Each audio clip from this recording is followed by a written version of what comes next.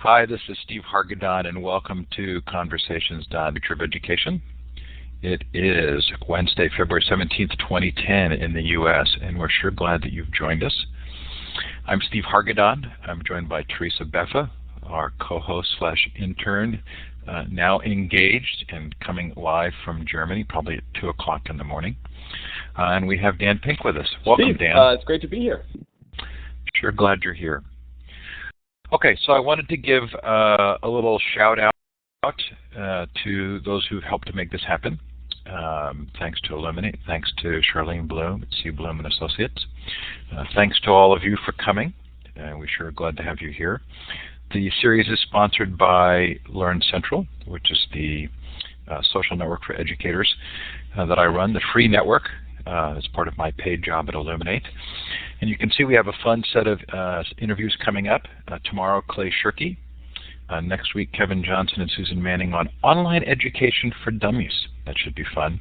February 23rd, as part of our PBS series, Henry Louis Gates on his new show, Faces of America.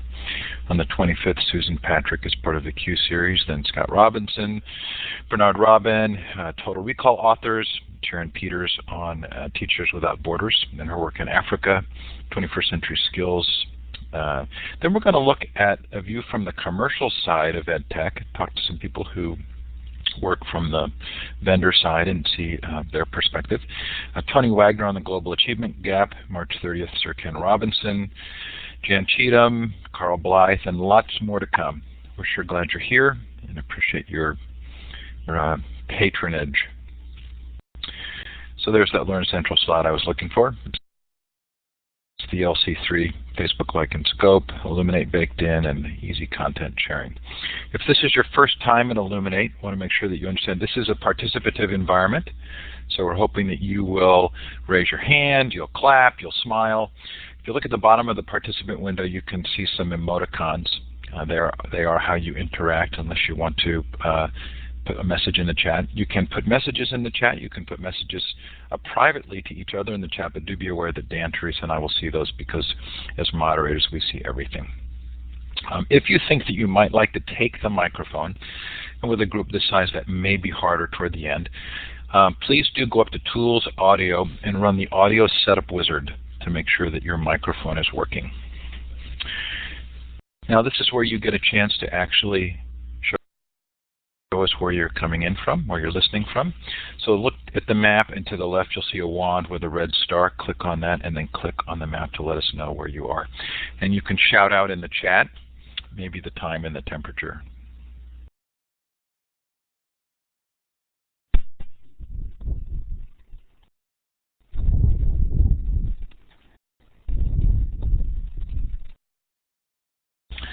Good, and Teresa, are you still there? Mm-hmm. Were you able to get into the other room? I did get into the other room, but I think some people might just be double logged in both rooms. Gotcha. So, but a few people subtracted, and we're getting more. I think we've had 20 more ads, so I think we're good to go. Oh, good. Well, when you are in there, let me know, and I'll make you a moderator so you can leave messages for them. Oh, there you are. I'm in there. I'm double. I'm going to make you a moderator. Thanks so much for doing that.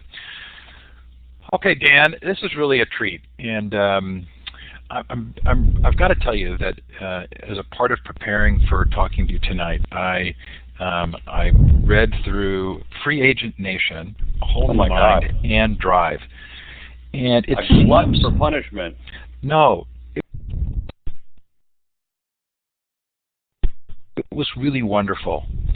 It feels like there's a real thread between these books. Do you want to elaborate on that? I'd like to hear what you think the thread is.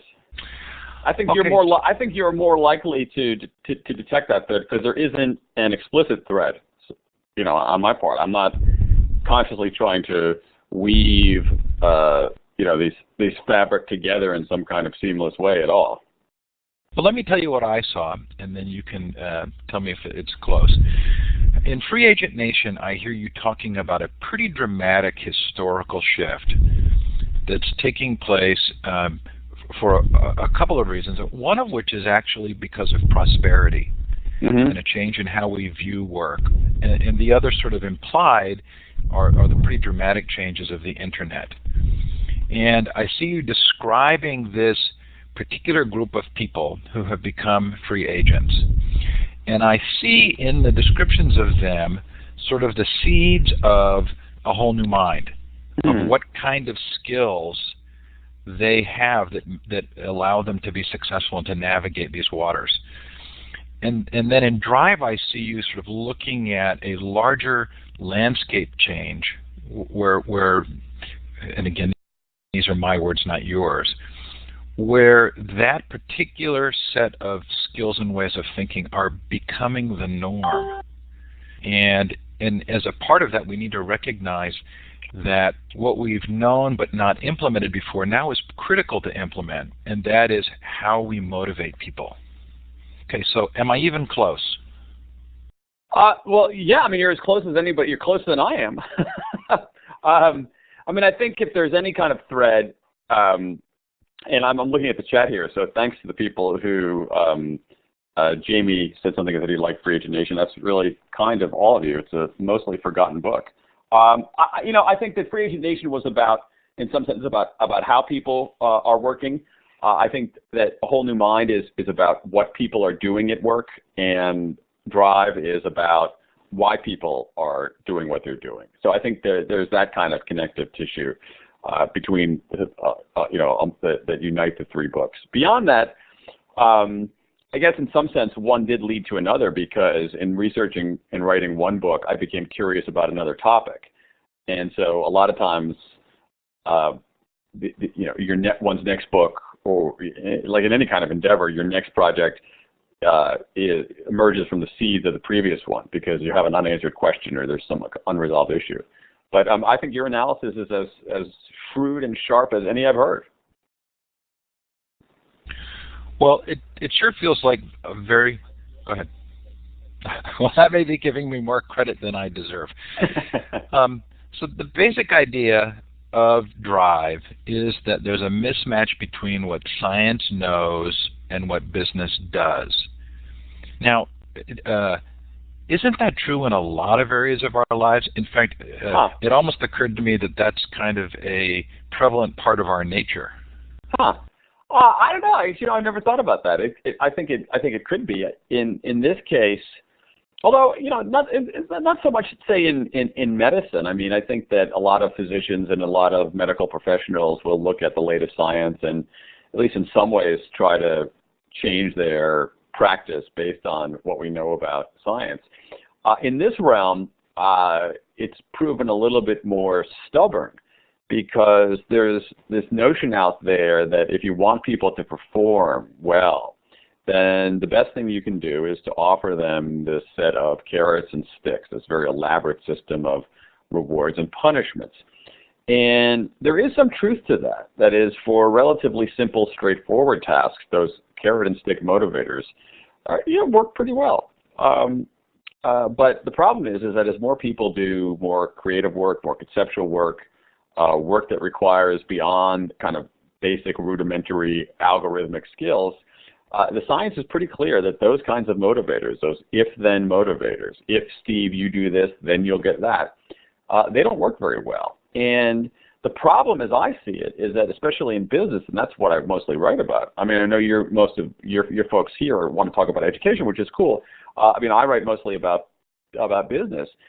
The problem is that in our businesses, when we see these sorts of motivational schemes failing, when we offer if-then motivators and they don't work very well, our reaction to that is not to call into question that type of motivator, but basically to do more of it. To say, okay, well, that wasn't a sufficiently rich contingent motivator. Let's raise the stakes a little bit. Let's add more carrots. Let's add sweeter carrots. Let's sharpen the stick. Let's beat people with a stick 4 times rather than 3 times. And so there's this weird reaction where we end up trying to do more intensely something that demonstrably doesn't work. And I find that kind of frustrating, because I think the science, as you know from looking at the book, the science is pretty darn clear about this.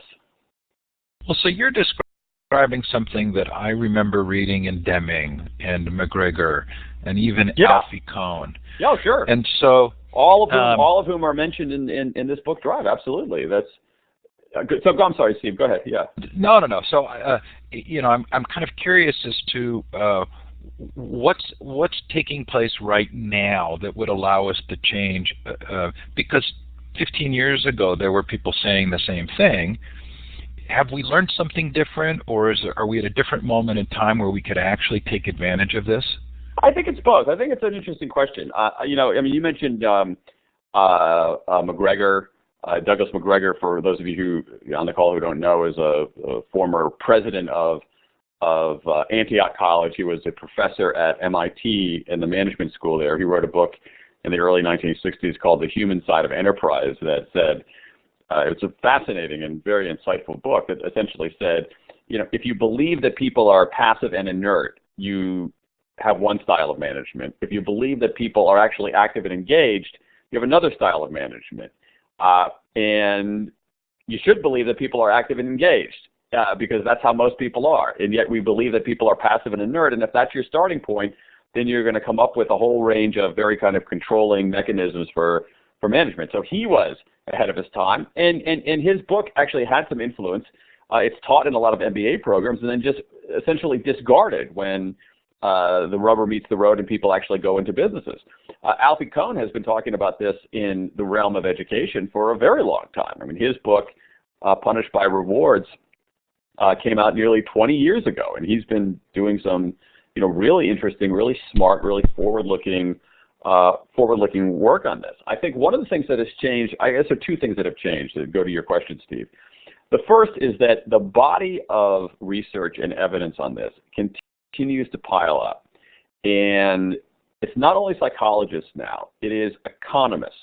Economists who believe, who took it, when they took economics, assuming that they're my age, the starting premise of economics was that we were rational calculators of our economic self-interest, and we always did what was in our economic self-interest, and that's how things work.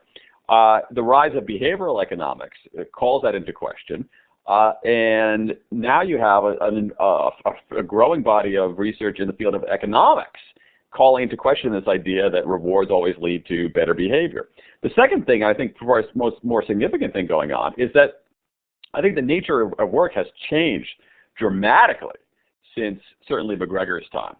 And as I was mentioning earlier, that for work that is simple, routine, rule-based, algorithmic, whether that's blue-collar work, where you're turning the same screw the same way over and over, or white-collar work, where you're processing paper or adding up columns of figures, the classic kind of carrot and stick motivators, they're okay for, we could argue the morality of it, but they're actually pretty effective for that. There might be more effective ways to do it, but they kind of sort of work. The problem is that fewer of us in the workplace are doing that routine algorithmic work. Most of it has disappeared or to other countries or been automated. And this is true of blue-collar work and white-collar work. And so I think one of the things that's happened, especially after the last, if you think about the first decade of the 21st century, it was one of the most spectacularly, it's this era of just spectacular underachievement. And I think that, there's a sense out there that things have gone awry and that we don't need to change the intensity of what we're doing. We need to change the actual form and quality of it. And so I think the combination of those things, which is, an added body of research and this fundamental shift in what people do for a living, makes the time right for a rethinking of how we motivate people. That, and if you add in a financial collapse and the sense that we've wasted a decade, I think that ups the ante. So we're getting this is a large audience, so we're getting a lot of chat. If you're feeling frustrated because you can't see the chat, go up to View Layout and switch to the wide layout, and you'll get a better view of the chat. I should have told you all earlier that was the case, but that's an easier way to watch the chat. Dan, I'm watching something really interesting happen in education, and I would almost call it a grassroots revolution. The technologies of the internet are allowing educators to connect and collaborate with each other, to innovate, to share those innovations. And it feels as though there's a power shift, that teachers are now in fact, the EDUCON conference that Chris Lehman holds in Philadelphia is kind of an outgrowth of a shift where grassroots educators are talking about what they think education should be and then getting together to figure out how to try and make that happen. Does the internet play a role here? Is this part of a power shift as well, because the previous forms of power aren't going to work in an era of mass communication? I think it very well could be. When you say power shifts, though, Steve, a shift from what entity to what entity? A shift from a shift is a shift from A to B. So tell me what A is and tell me what B is. Okay, so in education, so in business, it would be a shift from the power of capital and marketing to authentic relationships. Okay, I think that's right, actually, yeah. And in education, it would be a shift from centralized, standardized education to kind of grassroots efforts. Yeah. There I see a little bit more tension, because I think what you see happening in education, I think there's a disconnect there between education policy and what educators are doing or yearning to do. I think that what the Chris Lehmans of the world are doing, or what you're doing, or what a lot of the real innovators are doing, is that much more grassroots rethinking of how kids learn and how we can use technology to facilitate that, and what is the purpose of schools, and what can teachers do in a world where information and facts are ubiquitous. I think there's some of the smartest people, most public-spirited people in the country are engaged in that conversation.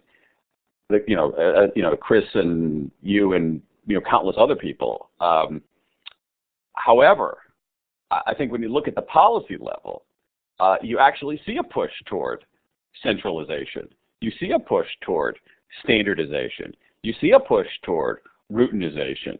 And there, I think it's a powerful disconnect, if not an outright antagonism between those two forces.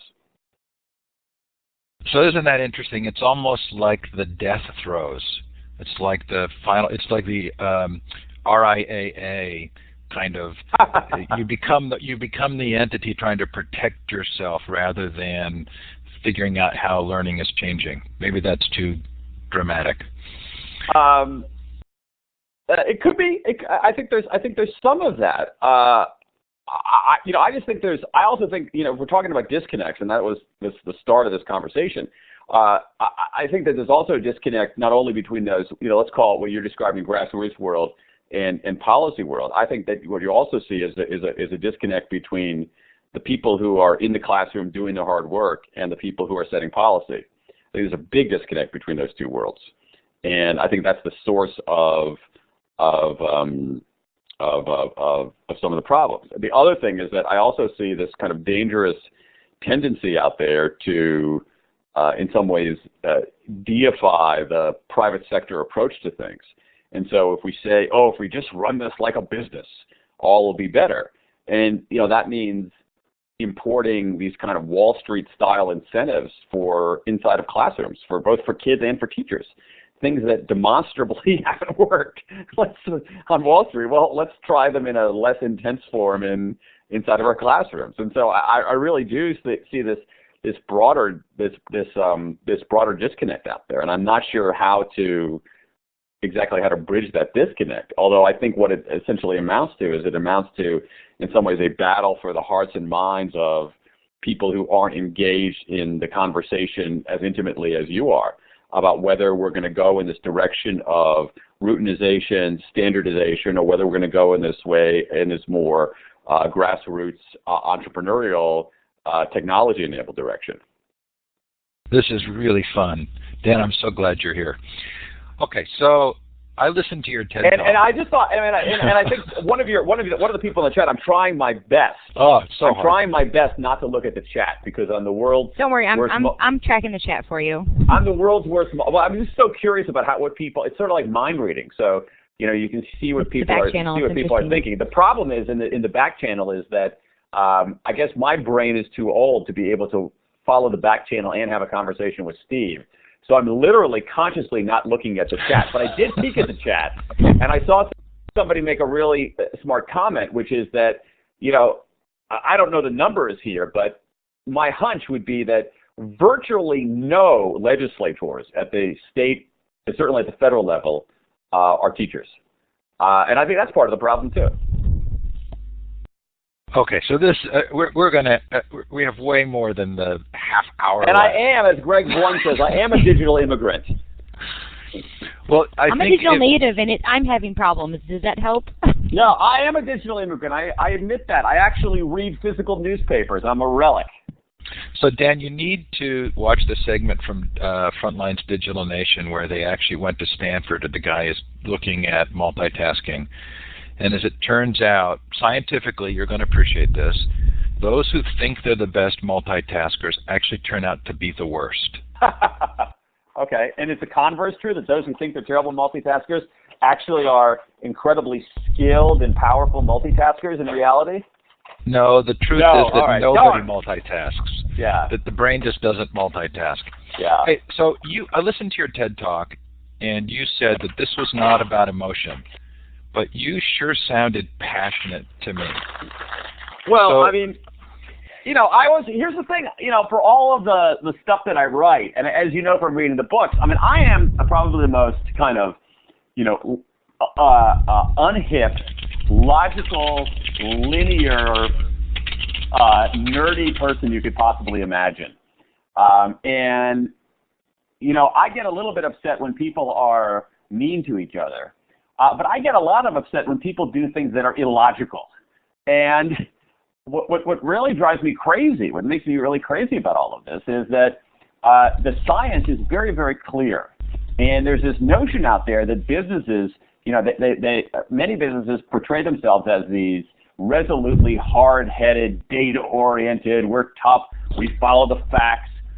And what they're doing with regard to motivation is they're operating based on folklore.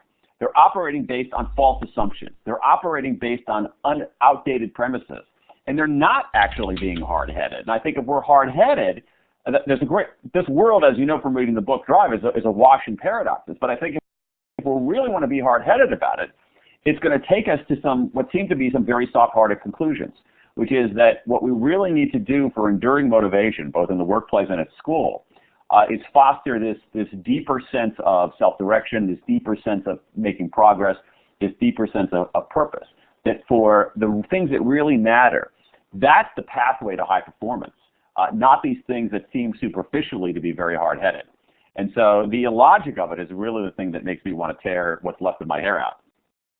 So I often hear people talk about student-directed education, and I can feel people stiffen up. But if you present it as internally motivated education, doesn't that better describe what you're trying to communicate about education? That without context, without desire, that we're not doing what we could be doing? Maybe. I think that's part of it. I think that that a lot of times labels in this realm and in business as well, something I know far more than education, are often can be misleading. So, I basically have never encountered, and again, as you know, Steve, I'm not an educator. I'm not an expert in education at all. I've had the good fortune of, working with a few educators and talking to a few educators over the last couple of years. It's been a delight, and I've learned a huge amount. But I'm not an expert in this. But I have yet to encounter any school system, any group of educators who doesn't think they do project-based learning. And so everybody thinks we do project-based learning. And so I think a lot of these labels don't really mean a heck of a lot. And so whether we call it student-centered or whether we call it intrinsically motivated, I think what really matters is that there is that kids are doing stuff that they're interested in, that we're tapping that drive to do stuff because it's fascinating. We're tapping that curiosity.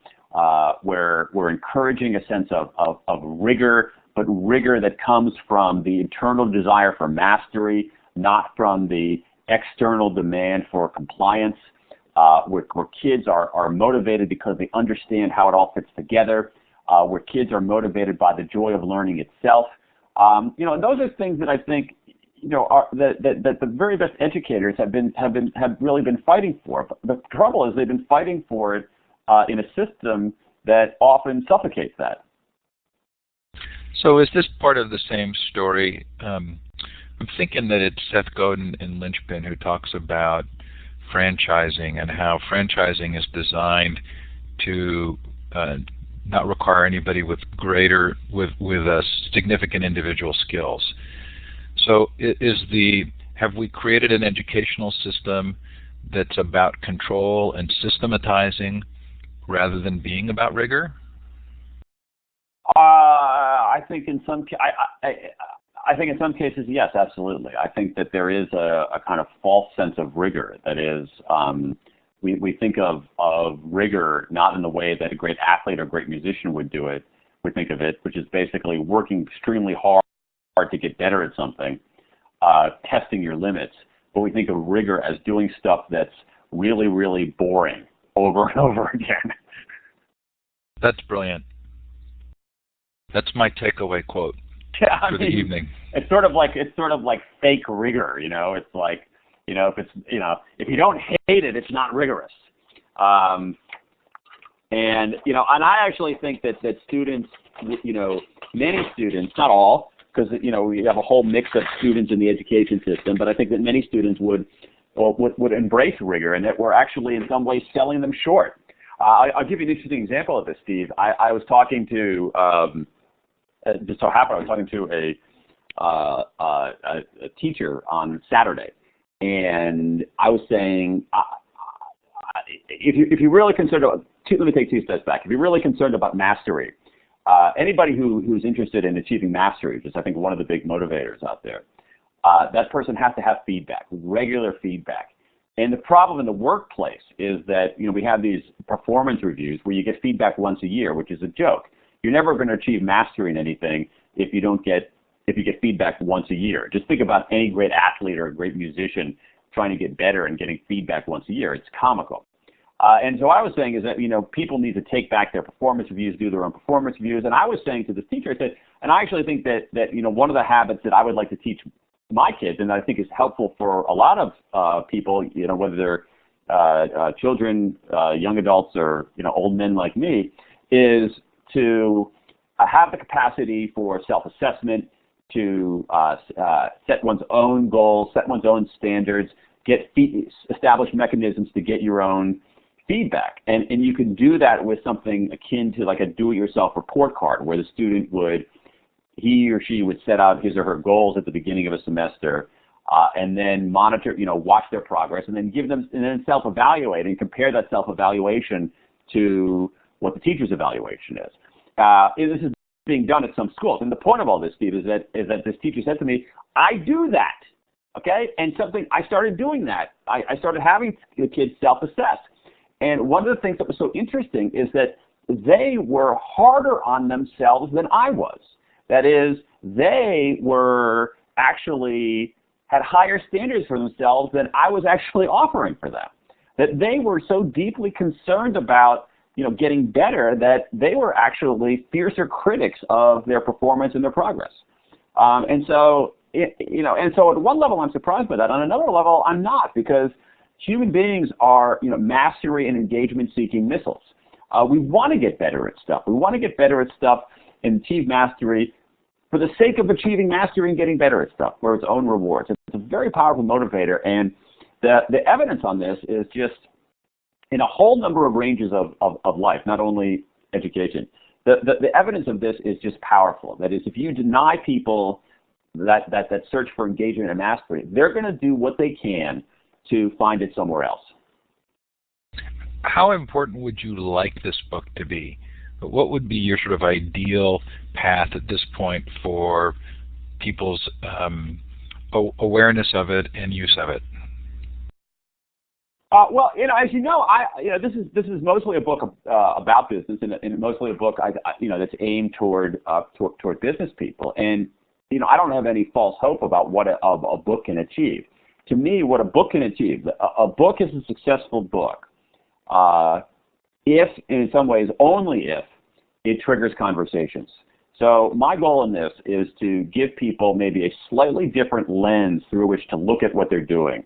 And then maybe a tool or a tip or like one small thing they can do in their life to change it for a little bit for the better. But more important than that is what's going on here is that the books that really matter are books that trigger conversations. And I'm convinced that, and I've said this before, and I'll say it probably till my dying day, that the world changes conversation by conversation.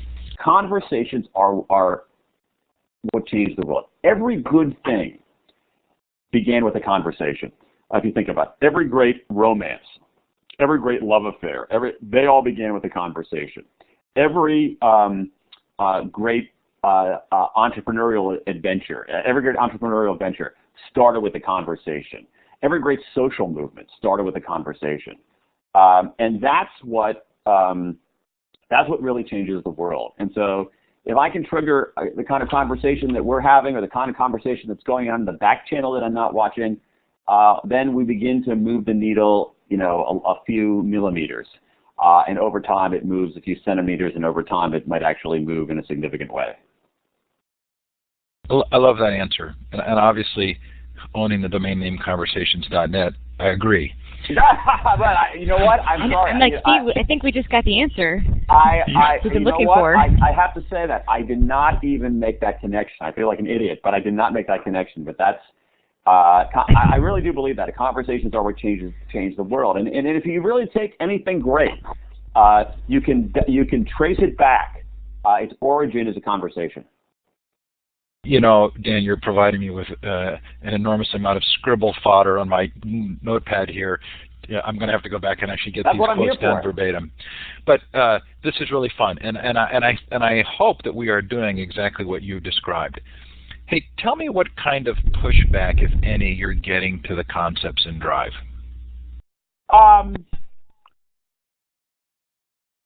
Not a huge amount, actually. I mean, the book's only been out for 6 or 7 weeks, so there's time to for people to push back at a more ferocious level. I think that the one pushback that I'm getting is that this might be true for some people. The argument here, as you know, is that if you really want effective, enduring performance, you got to focus not on our biological drive or our reward and punishment drive, but on our third drive, our desire to do stuff because it matters, because it's interesting, out of a sense, because it's its own reward, because it contributes to things. And the pushback, such as I've gotten so far, is that might be right, but that's only right for some people. That other people, there's some people out there that just won't ever do this. That some people out there are not going to do a damn thing unless you threaten them with a stick or entice them with a carrot. And that's the kind of, that's what, and I don't buy that, but that's some of the pushback that I've gotten, which is basically saying you're right for some people, but there are other people who are just hopeless, who are inherently passive and inert, and there's just no way this is ever going to work for them. And for those people, which some people would say are the majority of people, we have to resort to this more mechanistic approach to motivation. So I wonder if there isn't some truth to that in the sense that I feel as though we're going through a shift where different segments of society or different kinds of personalities are becoming more preeminent or rewarded. Meaning, I can remember 20 years ago working under Douglas McGregor and Deming philosophies and really getting pushback and having it be very hard. Where I'm seeing a lot of that happen now, and it feels like it's more accepted. So, or if you think in the school environment, students who did very well under the drill philosophy, who are now not necessarily going to do as well. So is there possibly a little bit of a shift going on in terms of what kinds of personalities are going to thrive? Yeah, I'm not sure whether it's so much a kind of personality. I think that I think that there are, because personality is somewhat fixed. I think it's in some ways a set of attitudes or an approach to life that might have worked in the past that works less well in today's world. So, things like tolerance for ambiguity. That is, if you were comfortable with ambiguity, you're not going to do as well on a multiple choice test, for instance.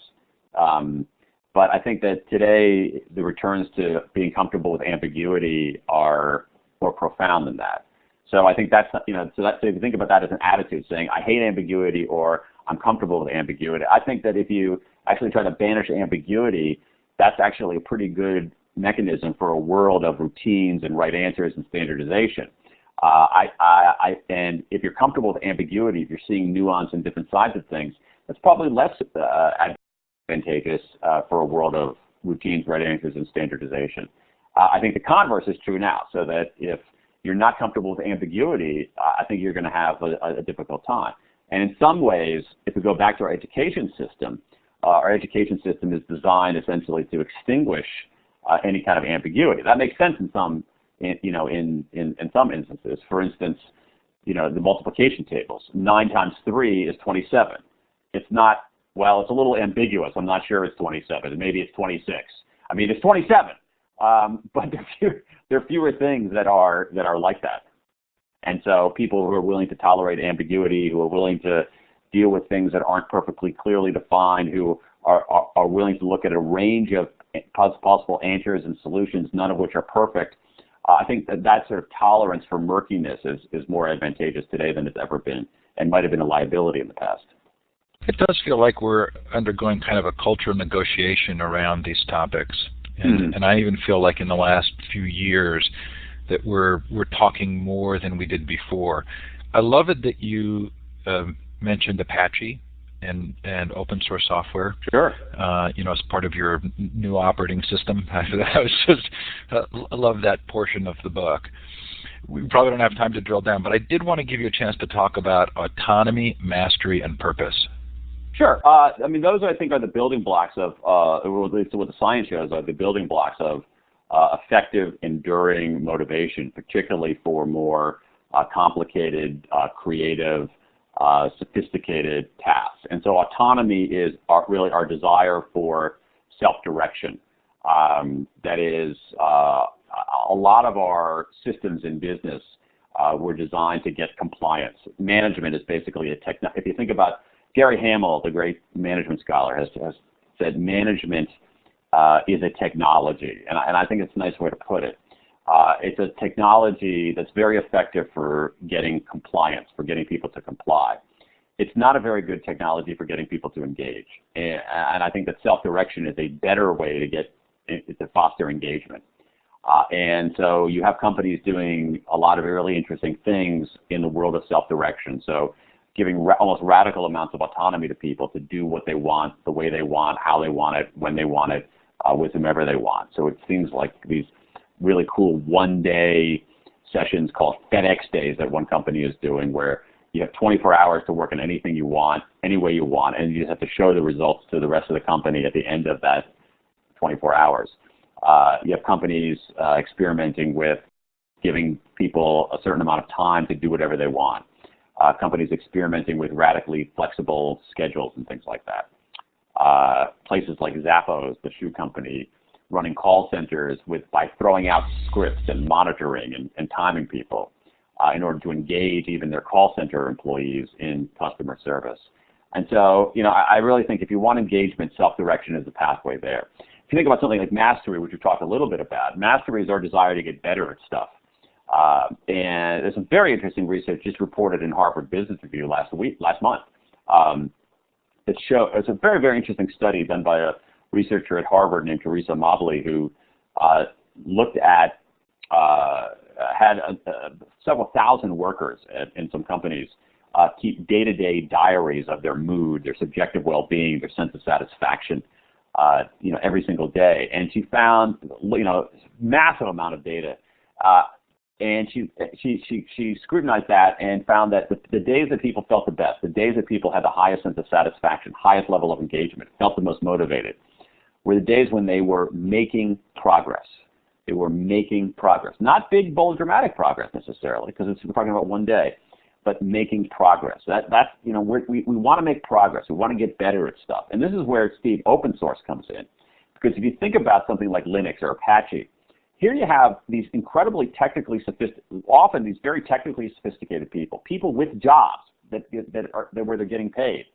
But their desire for mastery is so great that they take their limited amount of discretionary time to do equally, if not more technically sophisticated work for someone who's not their employer for free. It's just amazing. I mean, it would have seemed, when I first studied economics in the early 1980s, that idea, the idea that you could have a business model for creating software where people around the world worked for free and gave away their product would have been seen as essentially theoretically impossible. And yet you've got this open source movement that is powerful. And what's driving that very much is this quest for mastery. And the final thing is purpose. We want to be part of something larger than ourselves. And I think that there's a widespread search, especially in this country, but some other countries as well, for meaning, for purpose, for significance. And I think it's true among all the way from baby boomers down to our kids. I think we want to know what it's all about. We want to be part of something larger than ourselves. This very narrow band focus on whether it's I, me, mine, or on our own little narrow slice is insufficient. I had a very interesting conversation today. I was doing some stuff for the Washington Board of Trade here in Washington, D.C., and the head of the Washington Board of Trade was saying that he has employers, private sector employers here in Washington, saying to him, we are losing people to the government. That's never happened before. People are choosing to work for the government instead of private sector. And when we ask them why, the reason is they want to do something that matters. It's a sense of patriotism, a sense of giving back. And so you have, even now in this city here in Washington, my hometown, you have private sector companies looking to say, okay, what can we do to show that we're purpose-driven as much as the government? And so, I think that those three things, autonomy, mastery, and purpose, the science shows, and I think our experience confirms, are really what leads to a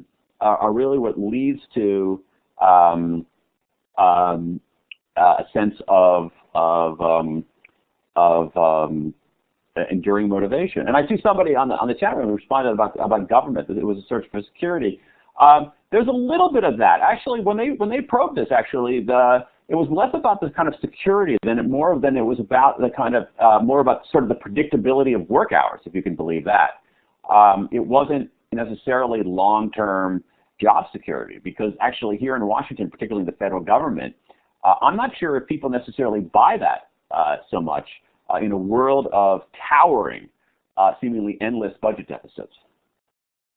So you're not going to know this about me, Dan, but I run the open source speaker series for a number of EdTech conferences, and I've spoken about open source for years now. And it's been very interesting to watch the change in understanding the motivation for open source that's come from people beginning to understand Wikipedia.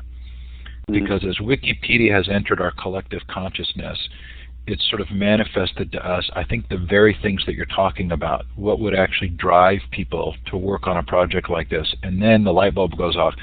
Oh, that's why someone would contribute to an open source project. Yeah. And be a part of that. Clay Shirky. Well, I did a story long ago, probably 6 or 7 years ago, when Wikipedia first was gaining a little bit of prominence. I did a story for Wired. The headline, "The Book Stops Here." And basically what my editor said to do is, okay, there's this thing called Wikipedia we keep hearing about where anybody can do anything they want. How could this possibly work? Why would anybody do this? And I went out and talked to a number of Wikipedians for this story, and I remember going to talk to this guy, and I've forgotten his name, but he lived basically in a trailer in northern New Mexico where he had these elaborate files about public art. And this guy was just passionately interested in public art, sort of big sculptures that are in downtown plazas in the U.S. or in front of office, commissioned to go in front of office buildings and so forth. And this guy was passionately interested in public art. He had these big files of it. He loved writing about it. He wasn't getting paid a cent. He just loved public art more than anything and wanted to tell the world about it. He wanted to show his mastery. He wanted to do it his own way. He felt he was contributing to something larger than himself. And I was really blown away by that, about sort of how public-spirited and how mastery-oriented these people were. And that the collective force of that was profound. Okay, so we're going to go to Q&A. Dan, while we're shifting gears here, I hope you'll think about what we might do for you. Meaning, if there's a way that Future of Education or Conversations.net or this audience can make a difference for you, I hope you'll let us know. We'll kind of give you the chance to cash a check with us. So, if you'd like to ask Dan a question, this is a good time to do so. I think Teresa's been trying to capture some from the chat. You can also raise your hand by clicking on the hand with the green up arrow. It's the icon at the bottom of your participant window, or put your question in the chat again. If you do raise your hand, we'll give you the microphone, so be sure to test that your microphone's working out by Tools Audio and Audio Setup Wizard. So, Teresa, do we have any questions you'd like to start us with? Do we have any questions? I mean, I think we have like 100 questions. So I've tried to pick the ones that I think were kind of multiple. One of them was with regards to assessment and your students. Like, how do you teach these mechanisms, these assessments for the DIY, do it yourself? Yeah, I don't think there's a perfect way to do it. I think that we're kind of making it up as we go along. And I think that's one of the things that makes it kind of exciting. I think you try to figure out a way to do it and see if it works, and then refine it and see if it works and refine it. And so I think even the idea of creating the mechanism itself can be a learning experience for people. What I do is, for myself, and I'm not saying this is the way to do it, is I've started trying to do this on my own, is, at the beginning of the month say, okay, here's what I want to try to accomplish. And I don't mean, sometimes it would be, I want to make sure I write 2,000 words or 4,000 words or something like that. Sometimes it's, I want to learn more about a particular topic, or I want to stop doing X, Y, or Z. And put out just a handful of objectives, goals, whatever you want to call it, and then at the end of the month I'll see whether I had made any progress. But there isn't sort of a set of questions that I ask myself. Maybe there should be, but it's really just setting out the goals and seeing whether at the end of the month you're any closer to them. I guess there's a little bit of, the way that I do it at least is somewhat half-assed, but I think this is something that we're making up as we go along, and so I think it could be really useful. You raise a really interesting point. So. You raise a really interesting point though about whether there's a way to.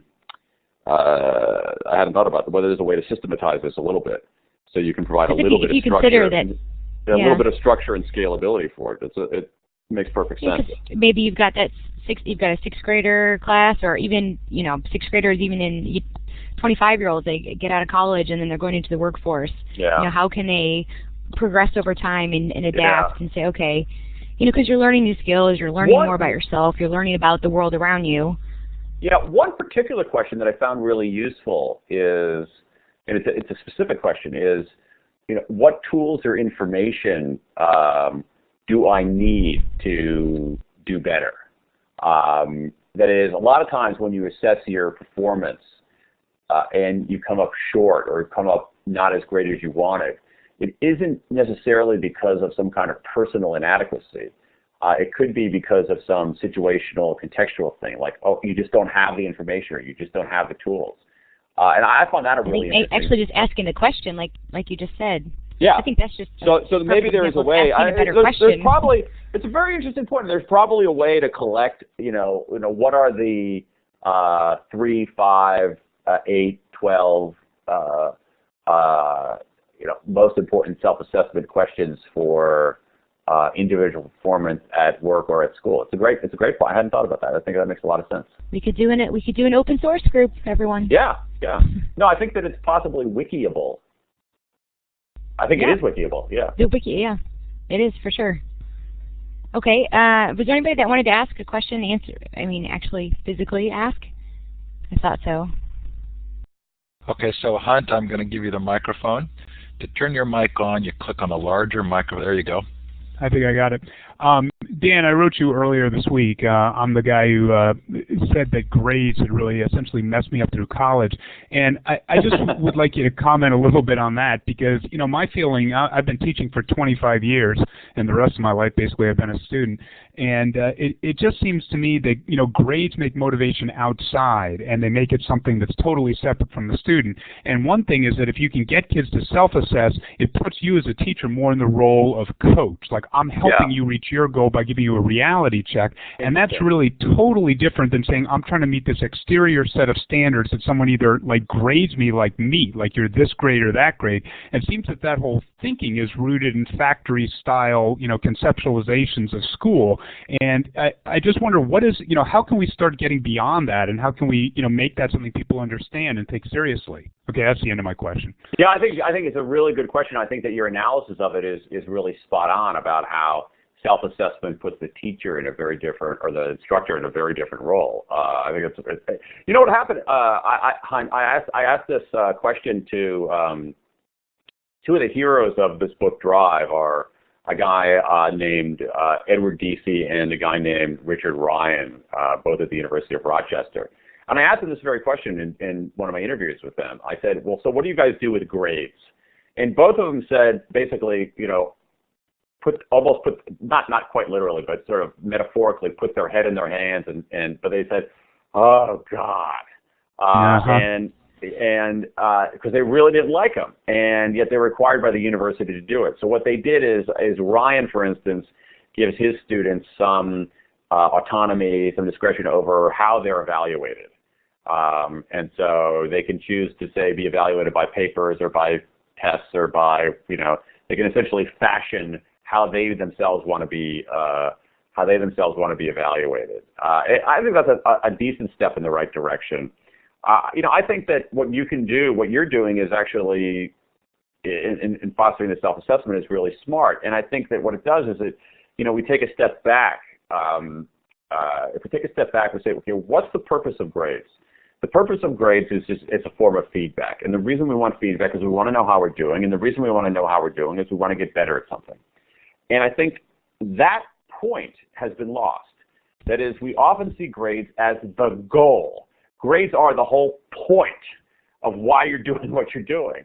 And what that does, and the research on this is pretty clear, is that allows you to perform, quote unquote, perform very, very well in the short term, and doesn't lead to any kind of enduring, and rarely leads to any kind of enduring learning, or it leads to less profound, deep, conceptual, supple kinds of learning. So, you know, I think that what we should, I don't have a single bullet answer here. I don't know if the answer is eliminating grades. That seems to be a tad radical, but maybe that's the solution. But I think it's you know, getting back to first principles. The grades are a form of feedback. I think it's involving kids in the process, and you know, in some ways, downplaying their certificates. I think it's really, really hard to do.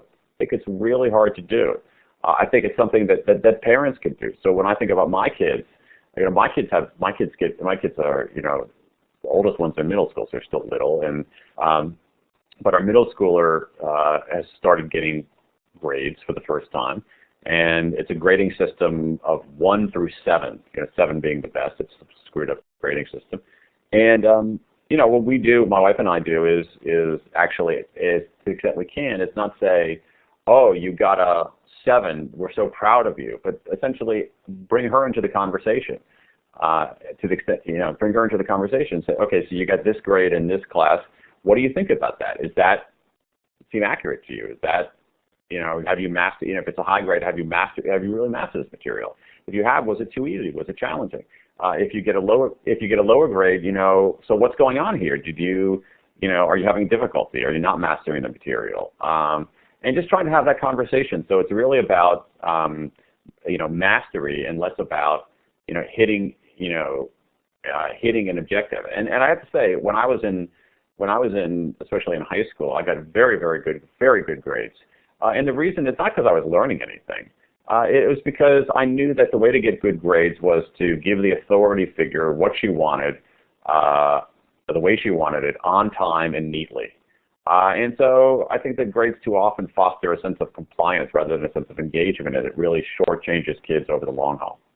So Dan, I'm intrigued because in the example that you give from your own life, you're not replacing a system with another system. You're actually just caring. And I wonder if sometimes when we say, okay, so how do we fix this, that we're looking to implement another system rather than saying, well, what we really need here is caring adults. And that may happen in a variety of ways. Yeah, I think that's part of it. Although, you know, I think it's also just in some ways sort of recasting what it means, so that in some ways the grade isn't the end of the conversation, but the start of the conversation. I mean, that sounds a little glib, but so that a grade is basically the mechanism that brings you into a conversation about mastery and helps kids understand, you know, all right, so, wow, you got really good marks in this thing, in this particular class or whatever. You know, I ask my kids if that happens, like, was this not challenging for you? You know, was this a good use of your time? Are you getting these high marks because the work doesn't engage you, that you're just kind of phoning it in because it's too easy? And I think those are good conversations for kids to have. And so it's less about, you know, this kind of finger wagging, why did you not get a good grade, or this kind of, you know, understandable but I think corrosive parental pride. Oh, you're so great, you got a A+. It makes it more about mastery and allows the kid to be involved in a conversation about that. Okay, we're going to give Teresa the last question. We're going to try and be sensitive to your time here. Teresa, you want to go? And then while we're doing that... It's 9 o'clock already. How about that? I'm clapping. Blue. I want to encourage you to clap Blue. for Bye. Dan Pink. Use a little clapping hand. This has been fantastic. Teresa, last question. That's hilarious. Yeah. Okay. So, I was fortunate enough to meet Dan on his tour, his book tour, and I brought my father with me, who is, he'd probably I'd get in trouble for this, but he's pushing 70, and he was so, I mean, you know, he's from that industrial age, and he was so motivated and impressed with your talk, and at the very end, you asked a question, and it's also in your book, and you said, and do you want to share that with everyone? Sure. There's actually 2 questions. One of them is there's 2 questions. That's right. It's for people to ask, what's your sentence? That is, what, you know, when it's all said and done, what do you want your life to be about? And it comes from a famous story in politics where Claire Booth Luce asked President Kennedy, she said, a great man is a sentence. You know, and this idea that anybody who ever, you know, it's so hard to achieve anything that if you're trying to achieve 17 things, you're not going to do anything. And that what you really want is a great man, she said, is a sentence. That is, you could distill, you know, your reason for being here into a sentence. And I think that's very useful for people to ask themselves, you know, what's my sentence? That can be a kind of North Star for navigating your life towards some kind of purpose. I think it's a good question. I think it's necessary. I think it's not sufficient. And there's a second question that comes from the literature on habit formation that I think is really powerful. And it's a question that I ask myself. It's a question that I'm probably going to ask myself probably within the hour, which I usually do as I'm getting ready to go to sleep, which is this question: was I better today than yesterday, or was I a little bit better today than yesterday? And that's really, you know, how we make progress. We don't, you know, except for near-death experiences, we don't make major transformations in our lives in a blink of an eye or a snap of the fingers. We do it, you know, slowly over time. And that's really all we can ask for, is to be a little bit better than we were yesterday. And I think that those questions paired together, what's my sentence? And then each day asking yourself, was I better today than yesterday? Can be, you know, they've been really helpful to me, and I think they can be really helpful in keeping people centered, keeping people living a life of that's aimed towards some kind of purpose, and allowing people to get the inherent joy and satisfaction of trying to get a little bit better each day.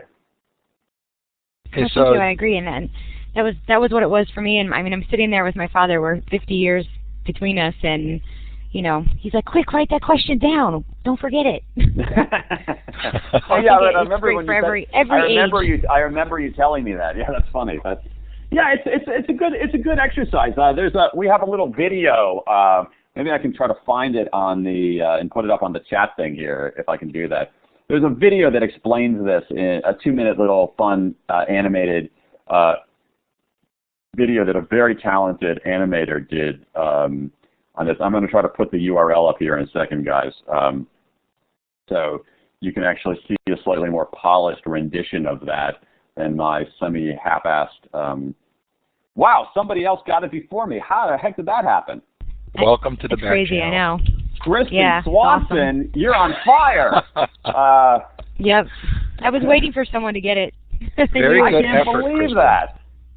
Holy Nice moly. So anyway, so there you go. Oh yeah, right. And Bill Theron says it's also on the Amazon book page. There's another place that you can get it. So anyway, so I think it's a really useful exercise. And you know, like a lot of the exercise that I try to put into the books, you know, my books, it's stuff that doesn't require any money. It's free. It's actionable.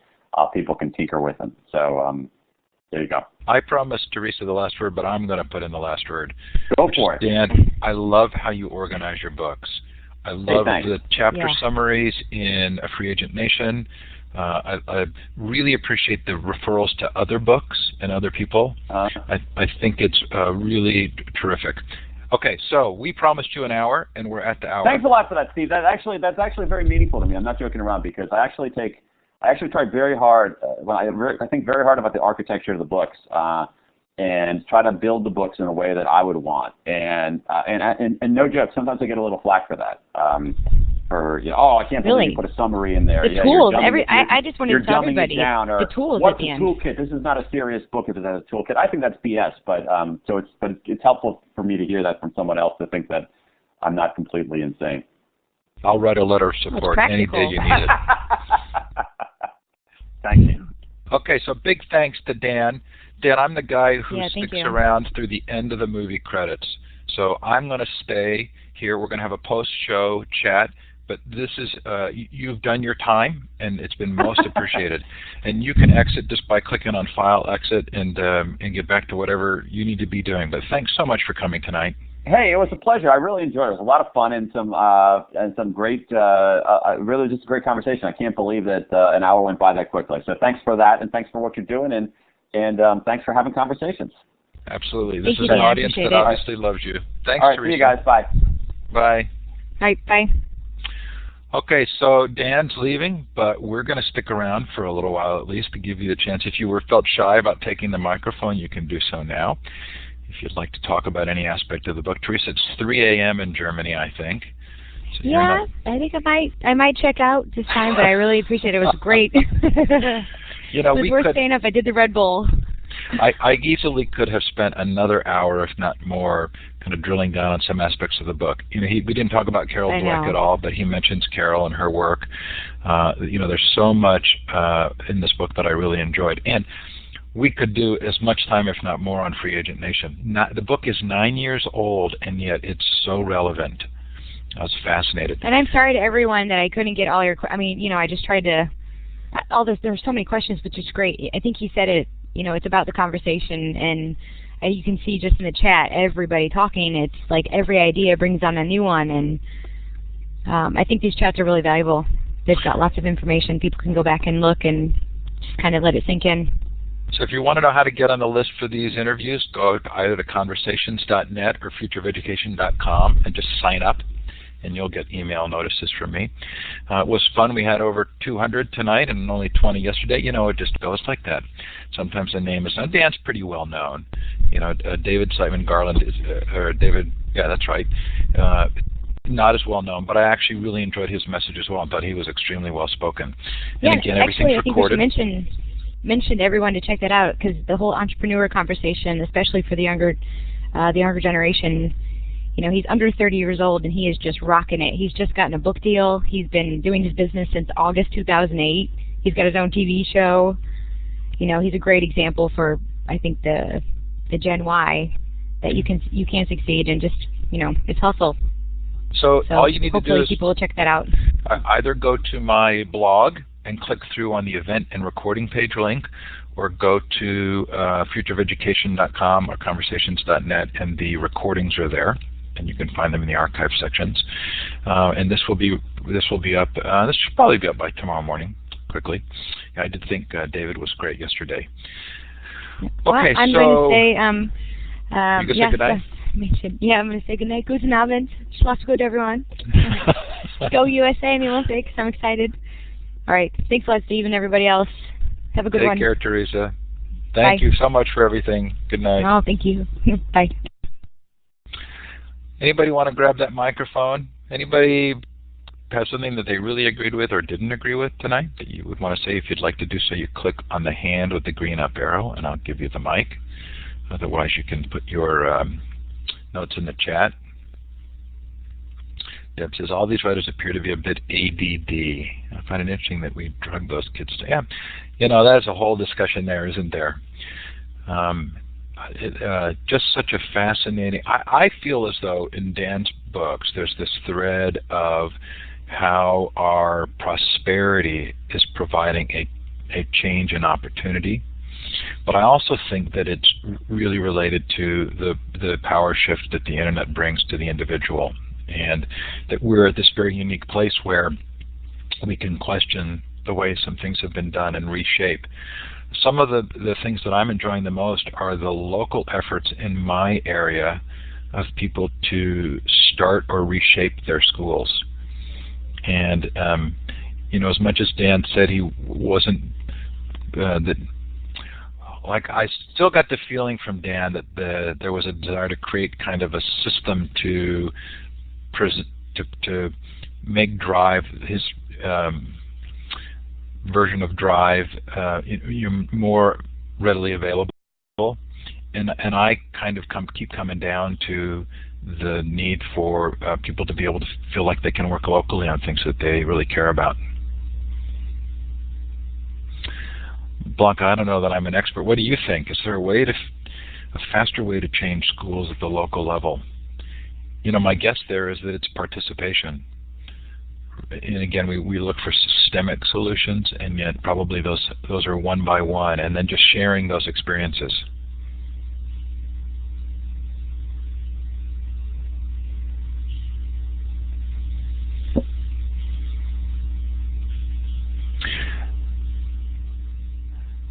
Yeah, and I'm my colors start to show here, but I do get concerned at the moment anybody says, well, how do we scale that, or how do we systematize it? If you look in Dan's book, he actually lists 5 or 6 schools that he felt were really doing things of value, and to me, it's kind of that way, which is it's looking at individual schools and then shaping from those examples for your own community and your own school.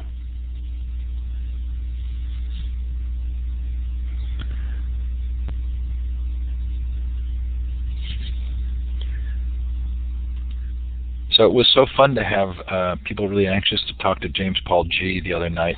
Okay, Bill, I was hoping somebody would ask for the mic. There you go. Click on the microphone button in the audio box to turn your mic on. So that's down below the participant. There you go. Now I'm not hearing you. So go ahead and click your mic off and go up to Tools, Audio, and run the Audio Setup Wizard real quick, and we'll have you come back. Oh, hearing you now. Okay, I think you might have me now. Yeah, I had an observation, and it might be a little on the philosophical edge of things, but this purposeful, meaningful education that we're talking about could lead to a more purposeful and meaningful later life for people, and it could reduce our need for the meaningless acquisitiveness that we have, and it would basically change general and greater society for the better, and it's a possibility. And I was wondering if anyone ever thinks, that could be the end product of this. I'm not sure I understood, Bill. Can you say that again?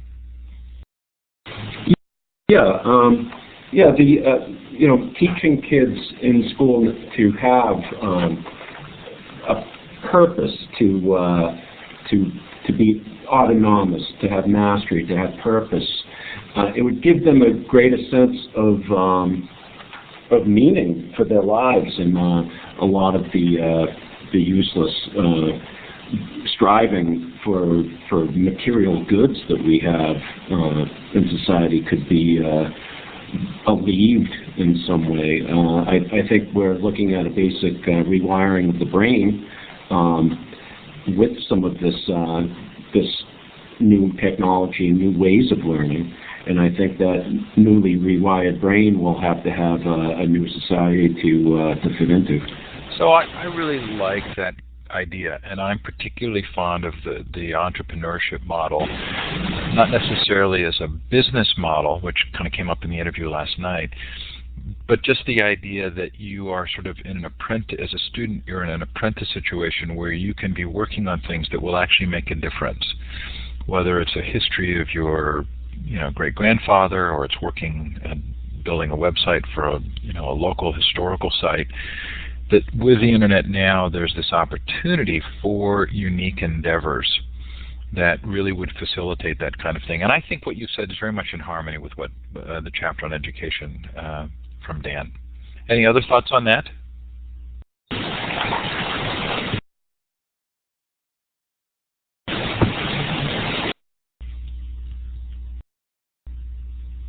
So T. Welchke, I'm helping with the transition from the age of schooling to the age of learning. I like that.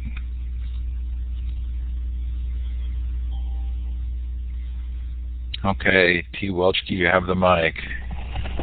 Yeah, it's an exciting prospect because I don't really think anybody wants better schools. We just think we do because that's what we've been taught. But what we want are opportunities for kids to learn at higher and higher levels. And why we would still think that geography in the form of a school should determine any kid's opportunity to learn at the highest levels in the 21st century is just a mystery to me that I can't accept. We don't need better schools. Every kid has the access to the world. We just need to be able to help them take advantage of that. Thanks for that. Yong Lee, I'm giving you the mic.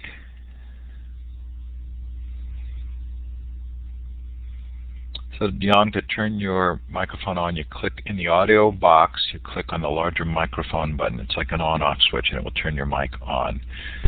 There Okay, I think I have it. Can you hear me? Yes. I really enjoyed the interview, first of all. Thank you very much for that. I work with a group called Social Media Club on their educational initiative called Social Media Club Education Connection. We go by the name of SMC EDU, and we have a community of educators, students, and business professionals that are trying to advance social media curriculum in higher education. One of the problems that I'm hearing about is the lack of engagement for students to want to be involved in their own education. And the topic of the sort of grassroots movement of education versus a centralized system is something that I see as recurring. I wonder, how aware are students, first of all, that they do have a say in their own education? And once they grasp that, what do they do? I mean, I listen to the topics about mastery and wanting to do something that's part of a greater good, I suppose. But how do you wake students up, I suppose, is my question. So I think it's a really good question, and from my standpoint, it certainly is caring individual teachers who make a difference.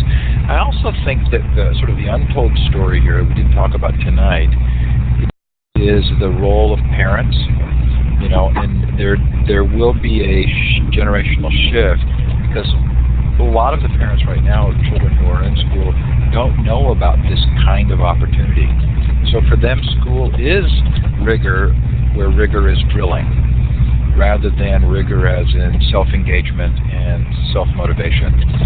So, Lorna Costantini's doing a Parents as Partners series, and I think that's really good. And there probably are more opportunities for us to do things like having parent nights where the students learn something about technology in order to teach the parents. Every time I hear that idea, I think it's brilliant. And Young, I'm also interested in what you're doing. So this is part of the Social Media Club? Yes, it is. Yeah, fun. I've been wanting to make a connection there. I know that Teresa, if I'm thinking it's the right organization, but you're focused on higher ed? We're currently focused on higher education. We do have interest from high schools, from secondary schools, but as our resources are a bit limited now, we want to start at higher education and really focus our efforts there. You know, I didn't mention it to Dan, but in his book, Free Agent Nation, which was 9 years ago, he predicts the demise of the high school. And you know, that sounds dramatic, and Larry Cuban would say it's never going to happen. But I would say there's a change going on. At least I have a daughter who's 16 and a daughter who's 21. And there's a difference between the 16-year-old and the 21-year-old, especially in terms of their peers. And many of my 16-year-old's peers are stopping school at the end of sophomore, junior year and going to junior college. I think there's some truth to the fact that their parents are saying this is not a relevant experience. You don't need it. You know, go right to junior college and save us a fair amount of money and finish your school early. So Deborah, I think they're testing out,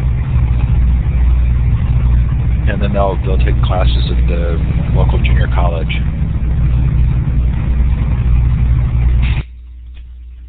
Yeah, we're sorry to miss Will Richardson's interview with Collins, and what's his co-author on that book? Yeah, I told Will has a limit of 100 people in his Illuminate room. I said, next time, call me. We'll do it in our room where you can get 200. I also did an interview with those guys at it's on the futureofeducation.com website. There's an archive of that interview that I did.